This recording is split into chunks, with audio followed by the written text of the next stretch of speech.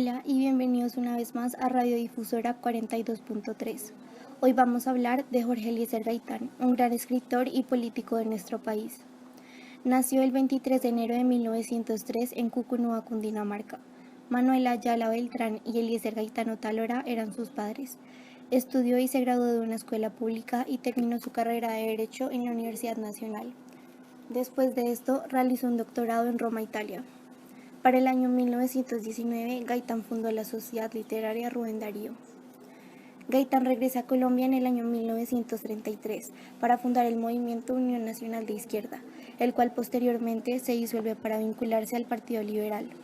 Posteriormente, el 9 de abril de 1948, Gaitán es asesinado por Juan Roa Sierra en el centro de Bogotá. ¿Por qué mataron a Jorge Eliezer Gaitán? Ese es uno de los grandes interrogantes que sigue vigente 72 años después del hecho que marcó un antes y un después en la historia de Bogotá y de Colombia. Las dos conclusiones más conocidas son las siguientes.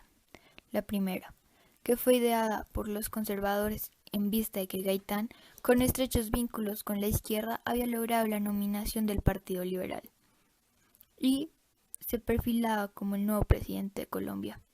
La segunda, que fue la CIA, que temía que la Unión Soviética, su enemigo geoestratégico, comenzara a sembrar las semillas del consumismo de este lado del planeta.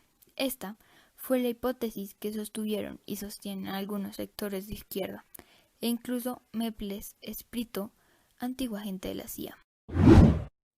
Bueno, y ustedes se preguntarán, ¿por qué Jorge Eliezer Gaitán fue una persona tan importante para nuestro país? Primero que todo, en 1936 fue designado como alcalde de Bogotá. Su alcaldía solo duró 8 meses tras una fuerte presión que ejerció el gremio de taxistas, al no estar de acuerdo con el decreto en el que se les obligaba a usar uniformes y taxímetros. La masacre de las banderas, la primera pelea política que dio Gaitán. Tras este episodio trágico en el que fueron asesinados varios empleados de la United Company, Gaitán retrató lo sucedido como representante a la Cámara. La Fundación UNIR. En 1961, con los liberales en el poder, fue elegido presidente de la Cámara de Representantes, presidente de la Elección Nacional Liberal y el segundo designado a la presidencia. El año siguiente, rector de la Universidad Libre. La carrera hacia la presidencia. Tuvo una carrera política que solo se detuvo con su asesinato. Fue senador por Nariño en 1942, presidente del Senado en septiembre de ese año, ministro de Trabajo en 1943 y 1944 y candidato presidencial en la posición liberal oficialista Gabriel Turbay. Sirvieron también estos comicios para que el gaitanismo tomara el poder dentro del liberalismo y fuera elegido jefe único del partido. Y para finalizar les voy a hablar del Bogotazo. El 9 de abril de 1948, el asesinato del líder político Jorge Eliezer Gaitán desató una revuelta violenta que fue contenida a tiros y que dejó cientos de cuerpos acribillados en las calles de Bogotá y el país.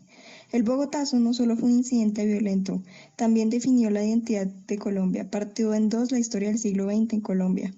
La no invitación a Gaitán, único representante del Partido Liberal al Congreso Iberoamericano, formula una de las hipótesis referentes a su muerte a cargo de la maquinaria política que dirigía al país en ese momento. Tras la noticia del asesinato de Gaitán por parte de Juan Roa Sierra, la ola de protestas que se expandió a otras ciudades y regiones del país desencadenó el inicio de la época conocida en el país como la violencia, que terminó en 10 años después, en 1958. Las consecuencias inmediatas del Bogotazo el 9 de abril de 1948 fue el asedio por 3 días de violentas protestas, desórdenes y represión. Un levantamiento popular en armas se dirigió al Capitolio Nacional para exigir la renuncia del presidente conservador Mariano Ospina Pérez. Parte de la muchedumbre, aprovechando los disturbios, se olvidó del magnicidio y su rabia se descargó sobre los locales del centro de la ciudad, en donde realizaron varios saqueos, incendiaron y destruyeron tranvías, iglesias, edificaciones importantes y asaltaron locales. La ciudad quedó semidestruida. Con el levantamiento popular del 9 de abril, se inició la época de la violencia, en donde se enfrentaban simpatizantes del Partido Liberal y Conservador. La policía se sublevó contra el gobierno, ya que apoyaban el Partido Liberal, repartió armas ante la multitud enfurecida. La novena conferencia panamericana fue suspendida. Después de varios días en esa conferencia, se crea la OEA, Organización de Estados Americanos. Debido a la presencia de tantos líderes extranjeros por la Conferencia Panamericana que dio nacimiento a la OEA, la noticia se extendió por todo el mundo y empezaron algunas investigaciones provenientes del exterior, con muchas suposiciones del autor intelectual como los conservadores, la CIA o el gobierno de Mariano Ospina Pérez. Durante el Bogotazo hubieron alrededor de 5.000 muertos y 1.000 heridos, pero hasta el día de hoy no se sabe con exactitud.